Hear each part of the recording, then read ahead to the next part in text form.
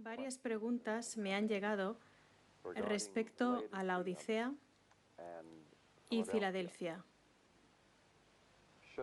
¿Debería el pueblo de Dios, que ama su palabra, dejar la Odisea y volver a Filadelfia? ¿Es esa la voluntad de Dios? ¿Qué le ocurrirá a la Odisea? ¿Será efectivo el mensaje a la Odisea? ¿La Odisea se arrepentirá y seguirá al Señor? ¿O se rebelará al final? Y sobre todo, ¿la Iglesia Adventista del Séptimo Día organizada se ha convertido en Babilonia? Justamente hoy, durante nuestra visita a este lugar, alguien me entregó un documento de un ex pastor adventista, quien ahora declara que la Iglesia se ha convertido en Babilonia y el deber del pueblo de Dios es salir de ella. ¿Es eso verdad? ¿Cuál es la relación de Cristo con la Iglesia organizada de hoy en día? ¿Cómo considera el cielo a esta Iglesia? Mi respuesta a la declaración de este ex pastor que dice que la Iglesia se ha convertido en Babilonia es no. La Iglesia no se ha convertido en Babilonia. Nunca ha sido Babilonia. Y creo, según lo que he estudiado en la Palabra de Dios, que la Iglesia nunca se convertirá en Babilonia. Sin embargo, no es suficiente para mí sentarme aquí y deciros lo que pienso, porque lo que yo piense no es importante. Por tanto, me gustaría daros las razones por las que creo que la Odisea se arrepentirá. No podemos volver a Filadelfia. ¿Y por qué creo que la Iglesia organizada no se ha convertido en Babilonia y nunca se convertirá en Babilonia? Y en el proceso quizá podremos encontrar algunas claves, como cuál es la verdadera relación de Cristo con la Iglesia organizada de hoy en día.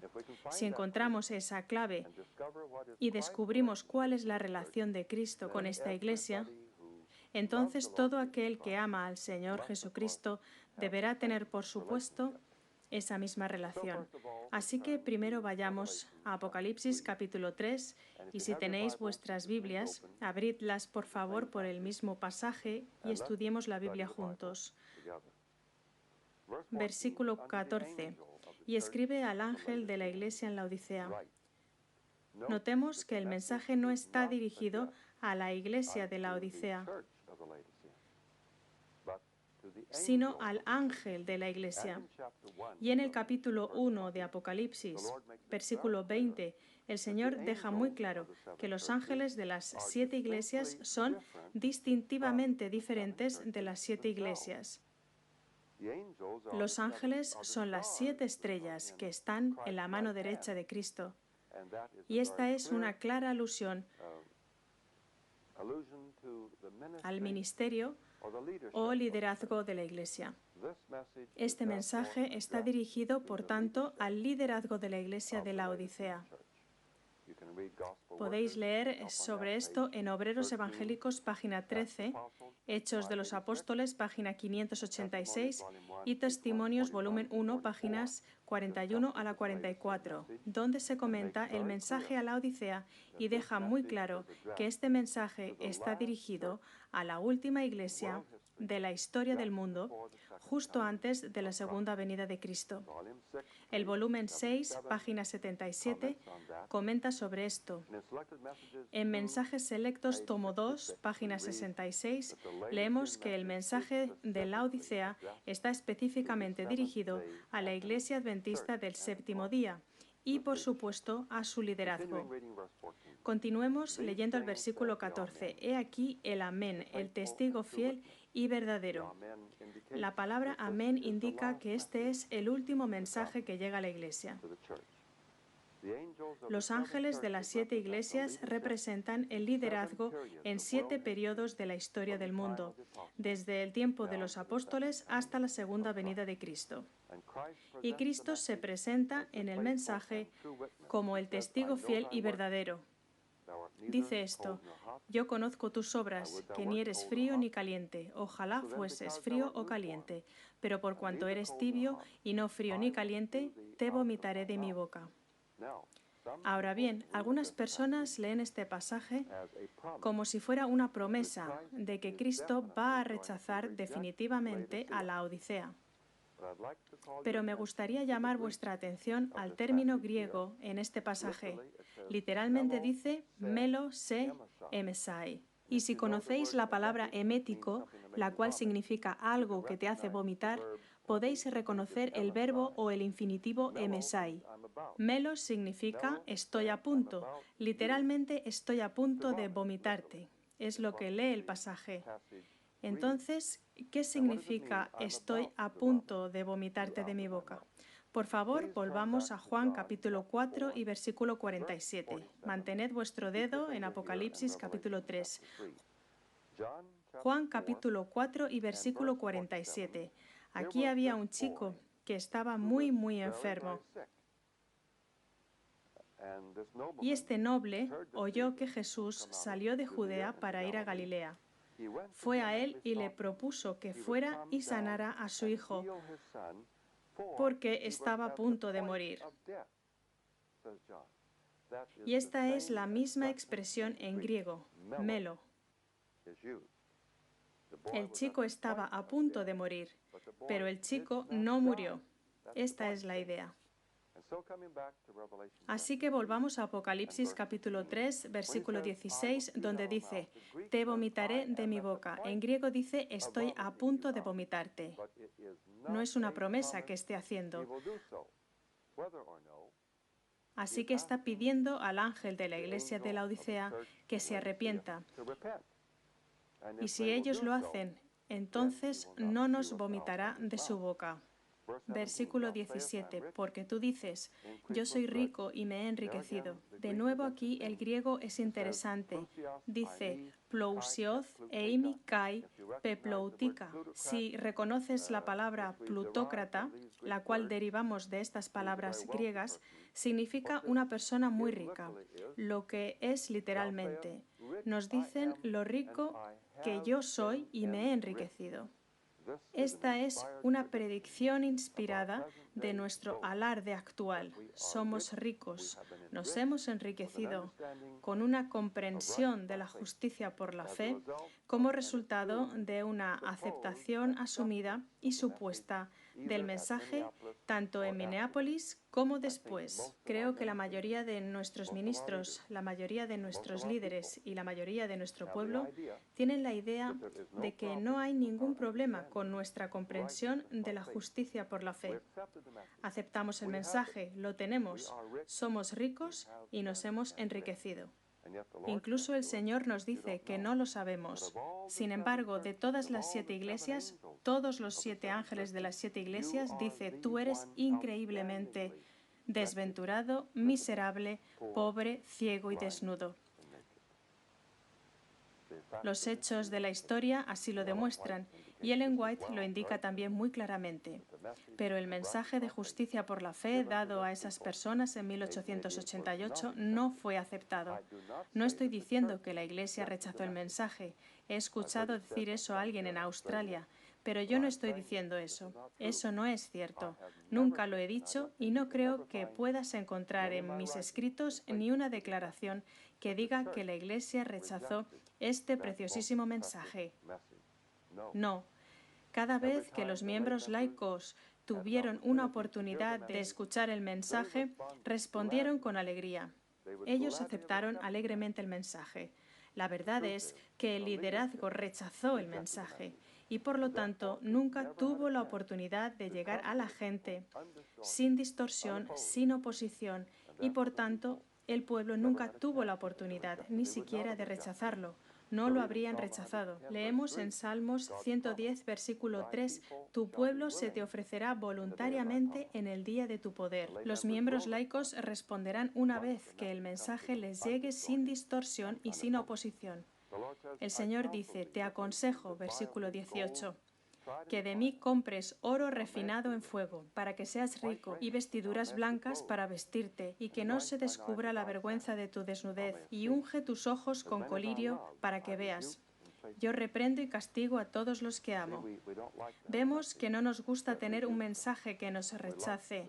Nos gusta tener un mensaje que nos haga sentir bien. Pero el Señor Jesús es el testigo fiel y verdadero. Él nos ama verdaderamente con ágape. Por lo tanto, Él nos reprende y castiga. Y dice, sé pues celoso y arrepiéntete. Ahora bien, por favor, ten en cuenta muy cuidadosamente que la Odisea no es una palabra sucia. No hay nada malo con la Odisea per se. La palabra significa literalmente el juicio del pueblo, o quizá pueblo justo o pueblo justificado. No hay nada malo con el nombre. El problema es la tibieza de la Odisea. Si la tibieza puede ser sanada con el arrepentimiento, entonces la Odisea vencerá, porque leemos en el versículo 20, «He aquí yo estoy a la puerta». La relación del Señor con este ángel de la iglesia de la Odisea es de alguien estando a la puerta llamando continuamente. Es el tiempo verbal presente del verbo griego que significa continuar llamando. No hay nada en ninguna parte en el libro de Apocalipsis que indique que el Señor deje de estar a la puerta y que pare de llamar. No hay tal profecía. Él se queda justo allí y persevera. Si alguno oye mi voz y abre la puerta, entraré a él y tendrán un íntimo y dulce compañerismo juntos, dice él.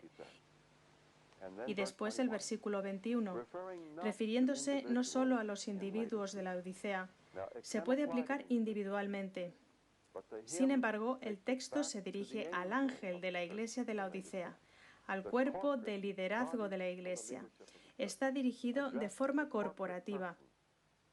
Al que venciere, le daré que se siente conmigo en mi trono, así como yo he vencido y me he sentado con mi Padre en su trono. Ahora bien, voy a dar ahora las razones por las que creo que este mensaje a la Odisea tendrá éxito. Por favor, escuchad atentamente. Número 1. Tenemos testimonios inspirados diciendo que este mensaje está dirigido a la Iglesia Adventista del Séptimo Día, en particular a su liderazgo. No hay una octava iglesia que continúe, esta es la última. Número 2. Cristo no puede alejarse, derrotado, decepcionado, humillado. Ese no puede ser el final de la historia humana. Ese es el asunto. Si Cristo será o no honrado y vindicado en el arrepentimiento de la Odisea. Pero aun cuando el asunto es serio y la crisis es seria, de acuerdo con las Escrituras, Cristo no puede ser derrotado al final. Leemos acerca de su venida en Apocalipsis capítulo 19.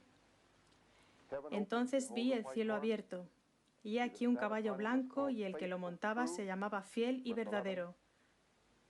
Versículo 11, y con justicia juzga y pelea. Sus ojos eran como llama de fuego, y había en su cabeza muchas diademas, y tenía un nombre escrito que ninguno conocía sino él mismo. Estaba vestido de una ropa teñida en sangre. Él es Rey de Reyes y Señor de Señores. No puede salir de esta batalla, de este conflicto vencido. Bien, dejadme mencionar también, en conexión con esto, que el mensaje de la Odisea contiene una cita tomada directamente del griego del Cantar de los Cantares de Salomón, capítulo 5 y versículo 2. Recordarán ese capítulo del Cantar de los Cantares en el que Salomón describe a la joven que iba a ser la novia. Se fue a la cama. Vamos a verlo. Abramos la Biblia en Cantares,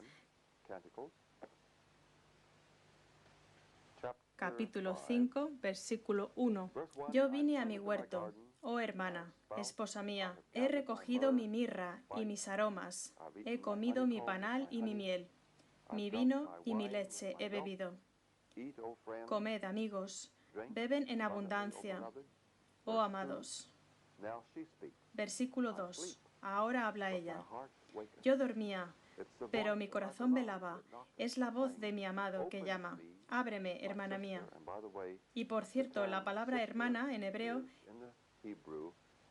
es otra palabra para novia o esposa. Porque mi cabeza está llena de rocío, mis cabellos de las gotas de la noche. Y ella dice, me he desnudado de mi ropa, ¿cómo me he de vestir? He lavado mis pies, ¿cómo los he de ensuciar? Probablemente tendrían, como en África, suelos de estiércol de vaca. Te lavas los pies antes de meterte en la cama. No quieres tener eso en la cama, por supuesto. Versículo 4. Mi amado metió su mano por la ventanilla, intentando abrir la puerta desde fuera, pero no la podía alcanzar. Se frustró. Y mi corazón se conmovió dentro de mí. Y entonces, ya tarde, yo me levanté para abrir a mi amado, y mis manos gotearon mirra, y mis dedos mirra, que corría sobre la manecilla del cerrojo. Abrí yo a mi amado, pero mi amado se había ido. Muchos adventistas del séptimo día reflexivos ven en este pasaje una delineación verdaderamente inspirada sobre el significado real de la sesión de la Conferencia General de 1888. Cristo llegó a este pueblo en la calidad de novio, apelando por una entrega final para que las bodas del Cordero tuvieran lugar. Pero es triste decirlo, su esposa no se preparó. Ahora bien, lo interesante es que si esta cita en el mensaje de la Odisea no es tomada del hebreo, de Cantares capítulo 5 versículo 2, sino del griego de la traducción de la Septuaginta, palabra por palabra, una cita directa. Yo estoy a la puerta y llamo, y llamo. Esta es una cita del Cantar de los Cantares. Y por tanto, el mensaje a la Odisea está claramente unida con el Cantar de los Cantares. Cristo el novio, la Iglesia la novia. Volvamos a Apocalipsis capítulo 19 y veamos el resultado. El desarrollo de esta crisis. ¿Qué pasará finalmente?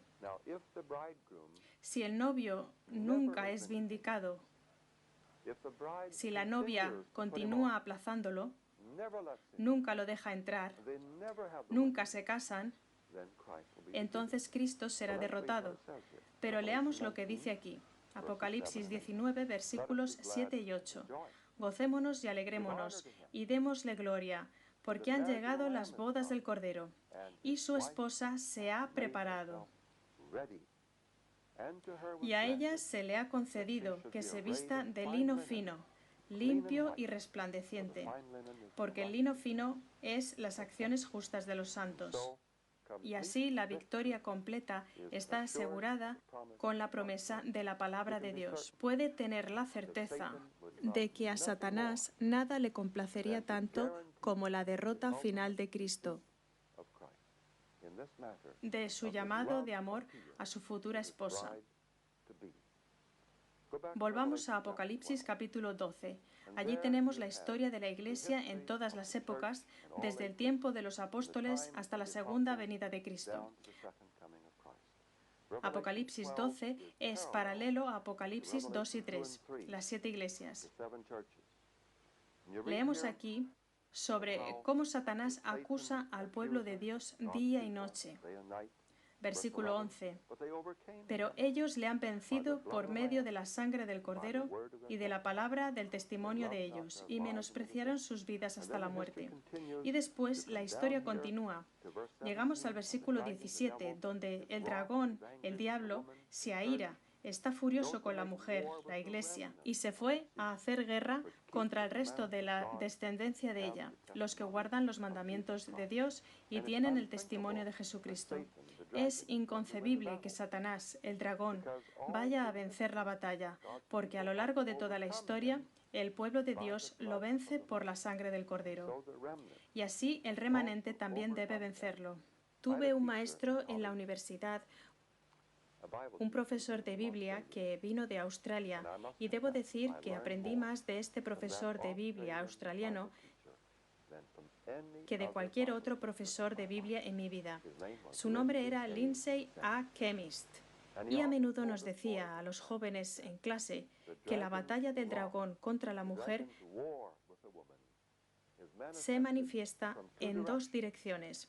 Desde el exterior, lucha contra la mujer en cuanto a los mandamientos de Dios, y desde el interior, lucha contra la mujer en lo que respecta al testimonio de Jesucristo, el cual es el espíritu de profecía.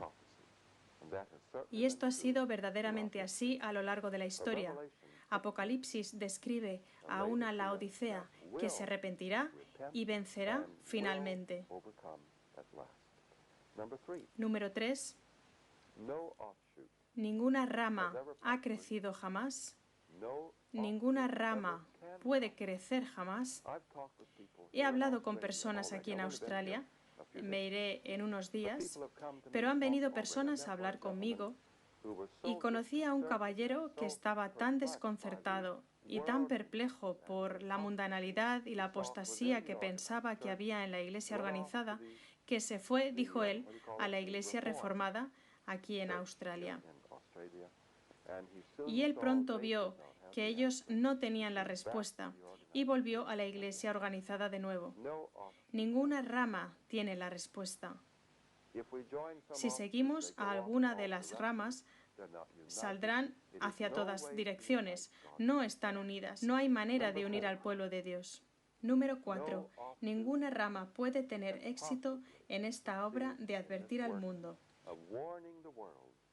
de proclamar al mundo el Evangelio eterno puro de Cristo. He sido misionero durante 24 años en el este de África. Hay millones de personas en África que todavía tienen que escuchar el mensaje. Y yo sé por mi experiencia como misionero que en ese campo de ultramar ninguna rama puede hacer la obra que la iglesia organizada puede hacer. Y como misionero, habiendo pasado esos años en África, sé muy bien que es el plan de Dios que esta iglesia remanente organizada se arrepienta y esté bien con Dios. Solo así podrán hacer la obra que Dios nos ha llamado a hacer. Número 5. Hay personas que siguen diciéndome que están desanimados, perplejos por estas condiciones. Dicen, bien, en la historia nunca hemos leído que el pueblo de Dios alguna vez haya vencido. Por ejemplo, en los días de Daniel o Jeremías, Judá nunca se arrepintió. Tuvieron que ir cautivos a Babilonia. Y nunca el pueblo de Dios se adhirió realmente al plan de Dios. Y yo contesto a esta objeción de la siguiente manera. Desde 1844, desde que finalizó la profecía de los 2300 años, desde el comienzo del día antitípico de la expiación, la purificación del santuario, algo nuevo tiene que ocurrir, que nunca antes ha ocurrido en la historia. El pueblo de Dios se va a arrepentir. Tiene que ser así. De otra manera, el santuario celestial jamás será purificado. Por favor, recuerden que en el día de la expiación, en el antiguo Israel, no era momento de que los pecados de los israelitas individuales fueran borrados, o que se hiciera una expiación individual por ellos. Eso formaba parte, sí, pero ese no era el principal propósito del día de la expiación.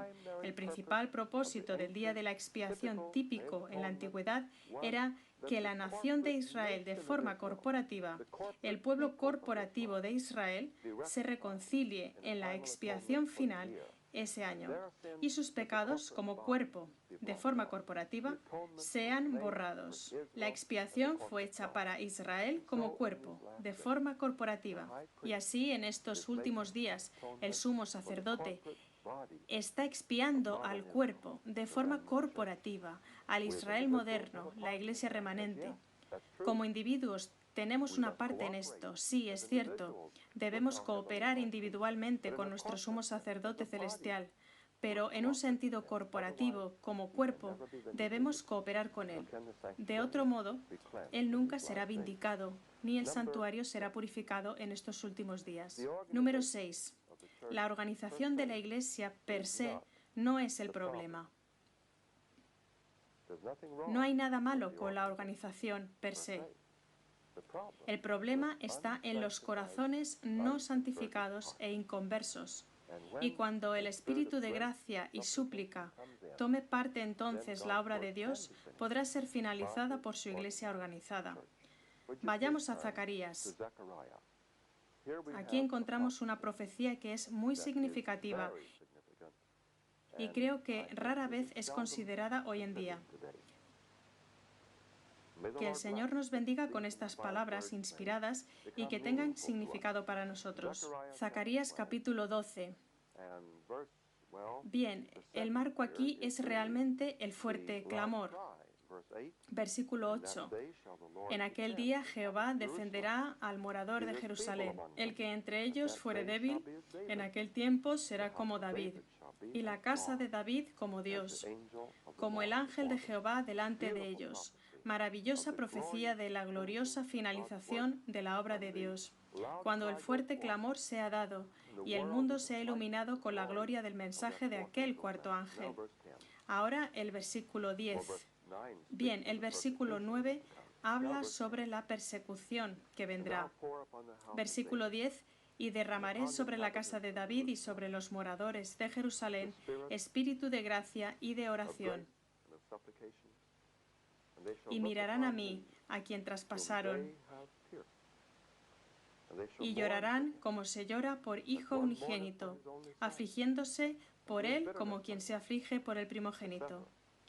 Ahora bien, ¿quién es la casa de David? La casa de David era obviamente el liderazgo del antiguo Israel. Y los habitantes de Jerusalén son obviamente los laicos, el pueblo, la forma corporativa de la nación de Jerusalén. Y la promesa es que, por supuesto, se aplica al pueblo de Dios en los últimos días, que el Señor enviará a su iglesia organizada y a su liderazgo un nuevo espíritu, el espíritu de gracia, de súplica, de humildad, de contrición.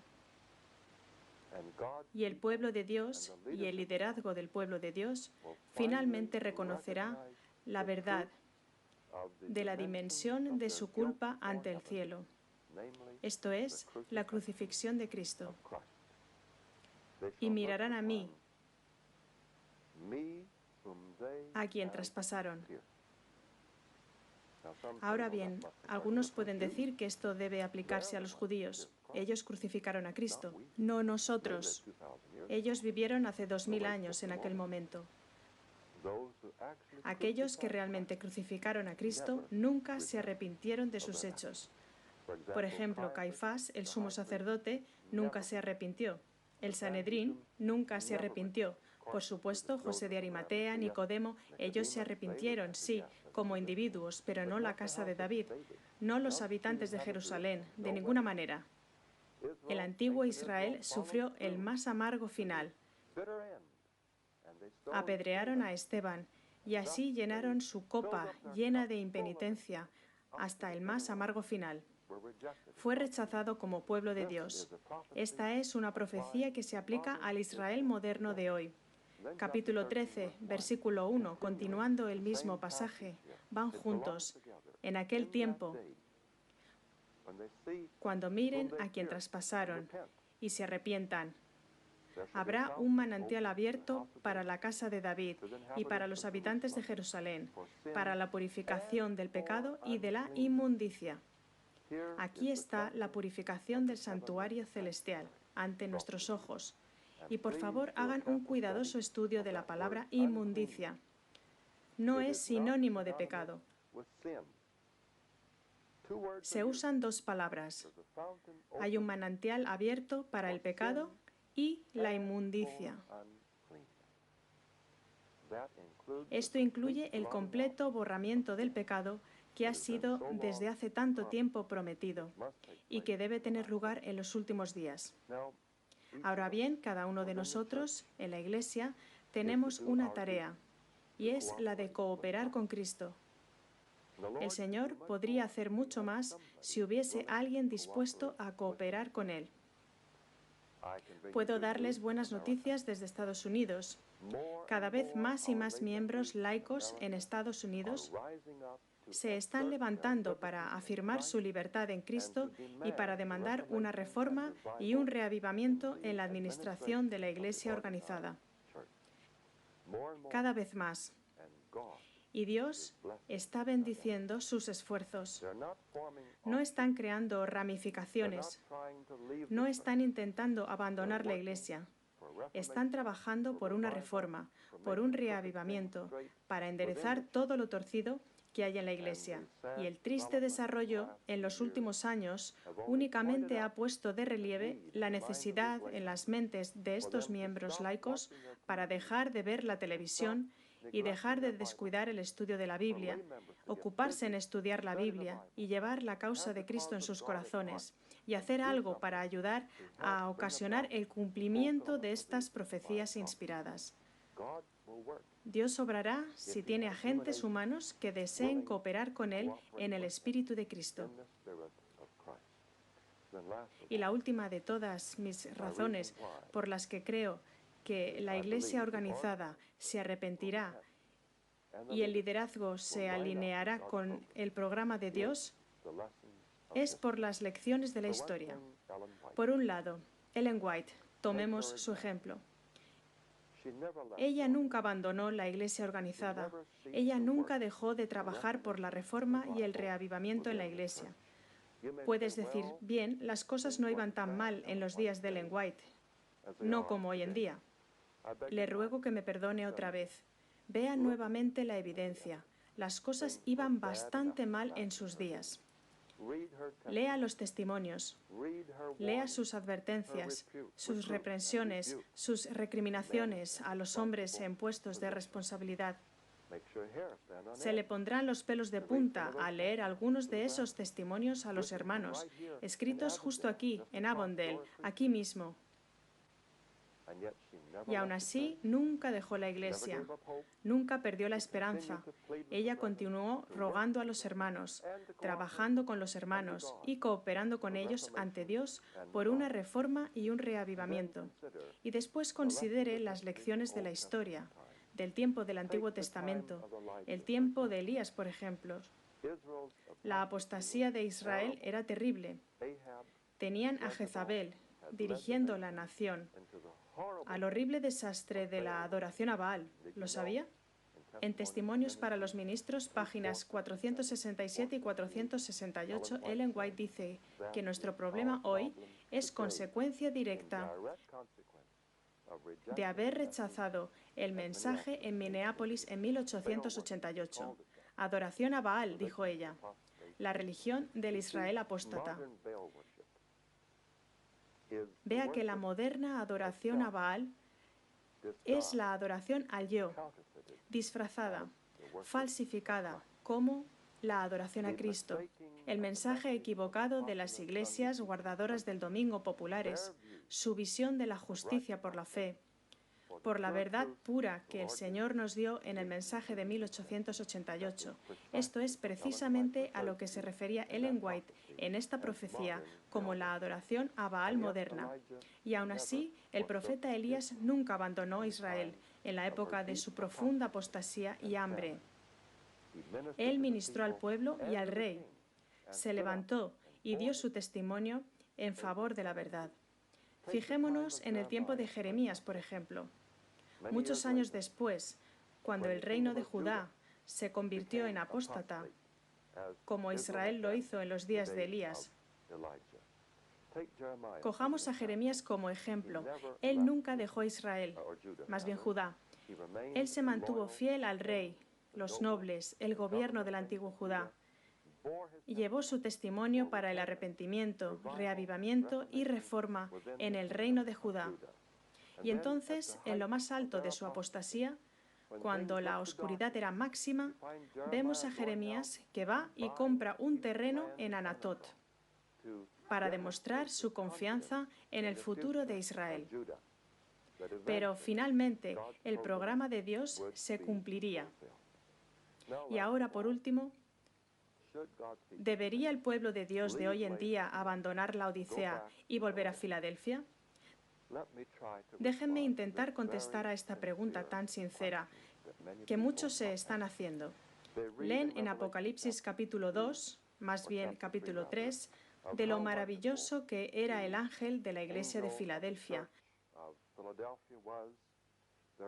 al que no se le hace ninguna reprensión. Y muchas personas asumen, he escuchado esto durante 40 años, casi 50 años. He oído a personas sinceras y piadosas diciendo, tenemos que volver a Filadelfia. Esto no es nada nuevo. He escuchado esto casi desde que fui bautizado hace 55 años. Lo he considerado durante la mayoría de estos 55 años y no veo cómo puede ser posible para nosotros volver a Filadelfia. Es como si nosotros, viviendo en 1984, quitásemos el calendario de la pared y pusiésemos en su lugar un calendario de 1831 o 1832 y apagar la luz eléctrica y volver a usar velas otra vez y deshacernos de la fontanería de nuestras casas y salir fuera a la letrina o tirar a la basura nuestros coches con motor y volver a usar caballos y carros. No podemos hacerlo. No podemos volver atrás de esa manera. Las 7 iglesias aquí representan la historia del pueblo de Dios en 7 periodos de la historia mundial. Y la Odisea es la última. No se puede romper el modelo divinamente inspirado. Es más, sería un trágico error volver a la experiencia que Filadelfia simboliza y rechazar la experiencia que Cristo ofrece a la Odisea. Les diré por qué. Porque la palabra Filadelfia, en griego, significa amor fraternal, sí, pero es filos y no ágape. Filos es un nivel mucho más bajo de amor que ágape.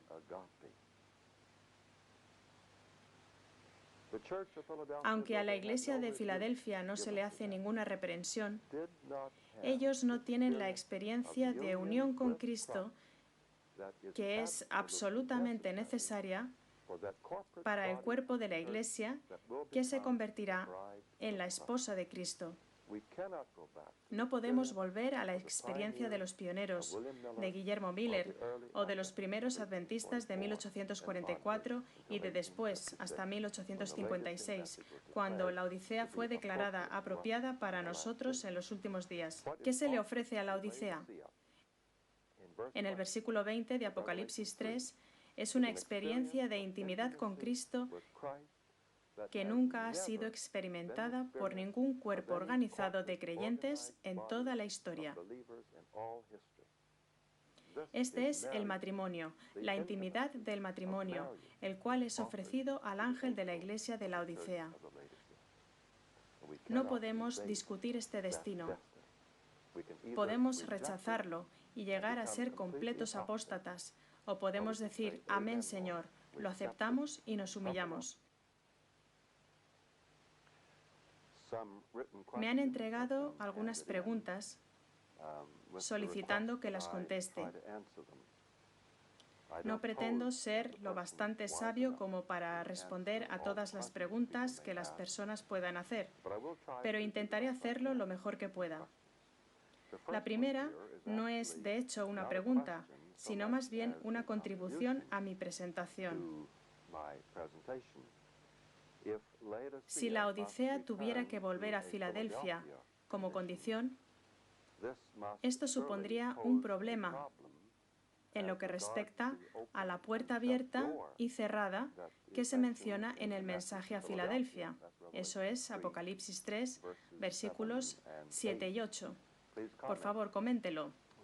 Bien, creo que es una buena sugerencia y es algo que no había pensado, pero creo que es una razón más por la que es imposible para la Iglesia de los últimos días atrasar el reloj, porque los detalles de la puerta abierta y cerrada en los versículos 7 y 8 son una clara referencia a 1844 en el cambio del ministerio en el santuario celestial, del lugar santo al lugar santísimo, lo que es de hecho una razón más por la que el mensaje a la Odisea es único para la Odisea y debe aplicarse a la última iglesia. Otra pregunta. ¿Sugiere usted que la iglesia organizada se arrepentirá realmente y cooperará con Cristo, incluidas nuestras instituciones que se han hecho tan mundanas? Bien, no creo que yo sea capaz de responder a esta pregunta con mi propia autoridad, porque realmente no soy nadie por mí mismo. Pero déjenme leer una cita de los escritos de Ellen White que creo que se tiene que considerar hoy en día. Se encuentra en el Ministerio Médico, páginas 184 y 185. La palabra del Señor a los que están vinculados con sus instituciones es: purificaos, los que lleváis los utensilios de Jehová, que en todas vuestras instituciones el egoísmo dé lugar al amor y a la labor generosa. Entonces el dorado aceite descenderá de las 2 ramas de olivo a los 2 tubos de oro, que se vaciarán en los vasos preparados para recibirlo. Entonces la vida de los obreros de Cristo será con seguridad una exposición de las verdades sagradas de su palabra. Ahora bien, usted puede decir: bien, quizá, tal vez no haya una promesa definida. Leeré un poco más el siguiente párrafo. El temor a Dios, el sentido de su bondad y su santidad circulará por cada institución. Una atmósfera de amor y paz permeará cada departamento. Toda palabra que se diga, toda labor que se realice, tendrá una influencia que corresponda a la influencia del cielo. Cristo habitará en la humanidad y la humanidad vivirá en Cristo. Por favor, recuerde que el mensaje de 1888 se preocupaba de la unión con Cristo. En toda la obra aparecerá no el carácter del hombre finito, sino el carácter del Dios infinito. Esto es una promesa. La influencia divina impartida por los santos ángeles impresionará la mente de quienes se pongan en contacto con los trabajadores, y desde estos obreros se esparcirá una influencia fragante hacia todos los que escojan inhalarla. La hermosa textura del carácter, lograda mediante el poder divino, recibirá luz y gloria desde el cielo y se destacará ante el mundo como un testimonio que señala al trono del Dios vivo. Siguiente párrafo. Entonces la obra avanzará con solidez y fortaleza duplicadas. Se impartirá una nueva eficiencia a los obreros de toda rama de la obra. Los hombres sabrán de la reconciliación con Dios que el Mesías ha hecho posible por medio de su sacrificio, por causa de la iniquidad, y se dará el último mensaje de amonestación y salvación con fuerte poder. La tierra será iluminada con la gloria de Dios, y nuestra tarea será dar testimonio de la pronta venida en poder y gloria de nuestro Señor y Salvador. El Ministerio Médico, 184-185. La fecha es 1902. Pues bien, esta promesa, esta profecía está vinculada directamente con Apocalipsis 18 del 1 al 4. Tan seguro como que Apocalipsis 18 del 1 al 4 se cumplirá finalmente, tan seguro como que esta promesa de reforma y reavivamiento en cada institución, en cada departamento, esto se cumplirá. No me pidan explicarlo más. Lo único que puedo hacer es creer que, en efecto, está inspirado por el espíritu de profecía. Otra pregunta. En Filadelfia se dice que hay los que se dicen ser judíos y no lo son, sino que mienten. ¿Son estos comparables a los laodicenses? No, no lo creo. No veo nada en el mensaje a la Odisea que diga que el ángel tibio de la iglesia de la Odisea esté mintiendo o que sea un hipócrita. El mensaje no dice eres un hipócrita, sino que dice no eres conocedor de tu verdadera condición. Y ese es el auténtico problema.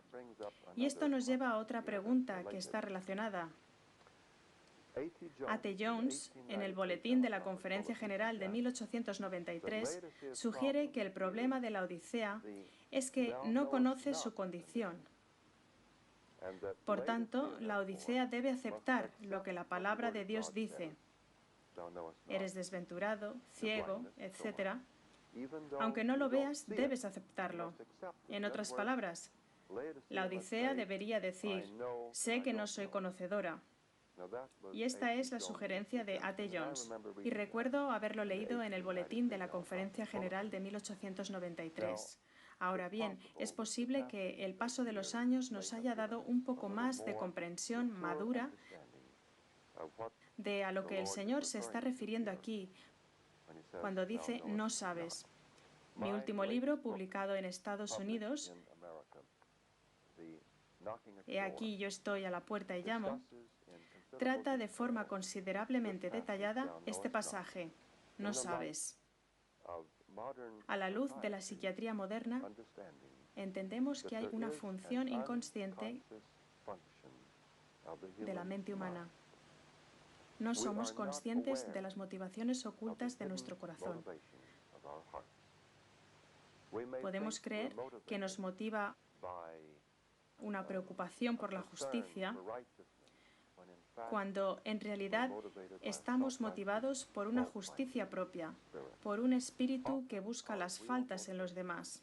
A menudo nuestras verdaderas motivaciones están veladas para nosotros, y ese es el problema de la Odisea, no la hipocresía, no la mentira, no la falsedad, sino la patética condición de no saber cuáles son nuestras verdaderas motivaciones.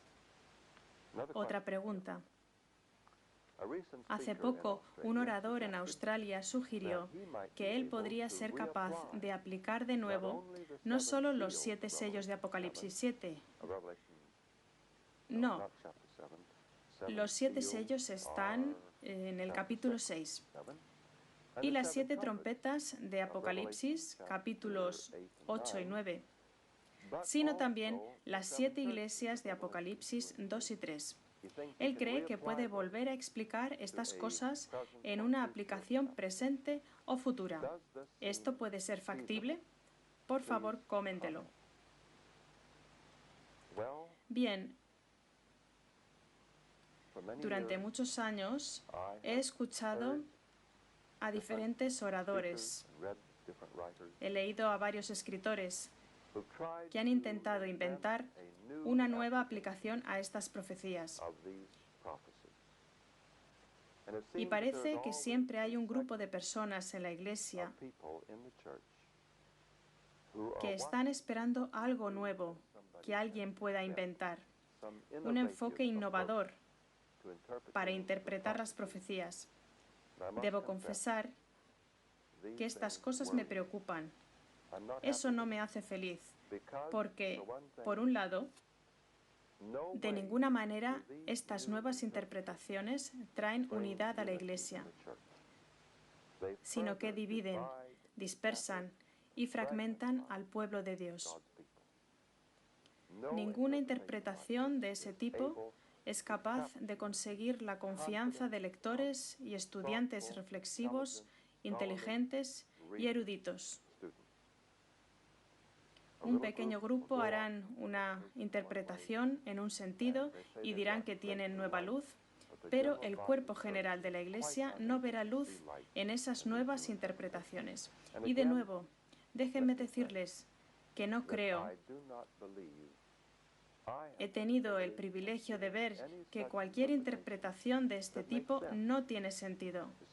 Vean, yo llegué a ser adventista después de haber encontrado la verdad del sábado en la iglesia presbiteriana y acepté ese mensaje porque tenía sentido para mí. Era lógico, razonable, sustentado por un claro y definido "así dice el Señor". Y no he visto que ninguna de esas nuevas interpretaciones se sostenga. Yo exijo un "así dice el Señor". No voy a desbaratar las verdades que han hecho a este pueblo lo que es, que me han traído a esta hermandad, sin tener una evidencia muy clara que muestre que eso tiene sentido, que sea razonable, que sea lógico, irrefutable, infalible. Quiero eso primero. Con respecto a la interpretación de las profecías, de los 7 sellos, las 7 trompetas y las 7 iglesias, creo que lo que los pioneros entendieron es absolutamente irrefutable, infalible, sólido y sustentado por la palabra de Dios. Otra pregunta. ¿A qué trono se refiere Apocalipsis 3:21? Cuando el Señor promete que al que venciere le daré que se siente conmigo en mi trono. La pregunta es, ¿a qué trono se refiere aquí? Bien, es el trono de Cristo, obviamente.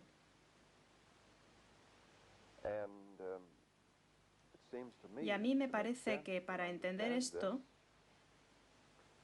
es que es una promesa para la Odisea.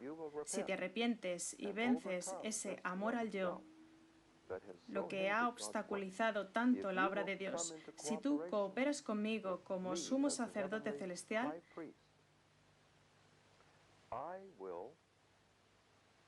seré feliz de tenerte cooperando conmigo al ejercer una responsabilidad ejecutiva para concluir el gran conflicto entre Cristo y Satanás. No sé qué más puede significar. Pienso que el Señor invita a la Odisea seriamente para que vaya y se siente con Él en su trono. No como si te sentaras en la capilla de Westminster y te hicieran una foto donde hace la coronación. Te sentaras en el trono un momento, te hicieran una foto para luego levantarte e irte. No, no es un mero gesto vacío como ese. El Señor habla muy en serio. Nos está invitando a compartir con Él la carga de su corazón y administrar la palabra para que acabe el reino de pecado y muerte. Creo que es eso. Este es un pensamiento bastante serio, muy serio. Si estoy en lo correcto al entender esto, la invitación aquí podría ser la invitación del novio a la novia para casarse con él. Entonces esto es muy serio, porque la novia comparte responsabilidades con su esposo. La novia no es la niña de las flores, que solo se preocupa de la tarta y el helado de la boda. Lo que le importa a la novia es el novio. Ella comparte sus pensamientos, sus cargas, sus aspiraciones, sus pruebas, sus crisis. Ella es uno con él, unidos con Cristo. El propósito del mensaje a la Odisea es preparar a nuestro pueblo para compartir el trono con Cristo. Última pregunta. Entonces, ¿usted cree que la falta de la Odisea es la incapacidad de ver que el arrepentimiento vendrá seguramente, así como Jonás falló al no ver que el arrepentimiento de los ninivitas vendría y se ofendió cuando llegó? Bien, creo que esto es probablemente verdad. El problema de muchas personas fervorosas y sinceras en la Iglesia es que no pueden creer verdaderamente que el arrepentimiento vendrá. No pueden creer realmente que el llamado de Cristo será escuchado y que Cristo será honrado y vindicado en una iglesia de forma corporativa y denominacional. Y por eso, a lo largo de los años, algunos salen corriendo de las iglesias y se unen a grupos ramificados. Algunas personas se unieron a movimientos que no llegaron a nada, sino a la ruina, de hecho. Y me gustaría dejar este pensamiento antes de irme de Australia. Por favor, crean que Cristo ganará la batalla. Tienes que creer las buenas nuevas. No puedes ser un cristiano adventista del séptimo día a no ser que creas las buenas nuevas. Y creo que la mejor buena nueva es que el mensaje a la Odisea será eficaz.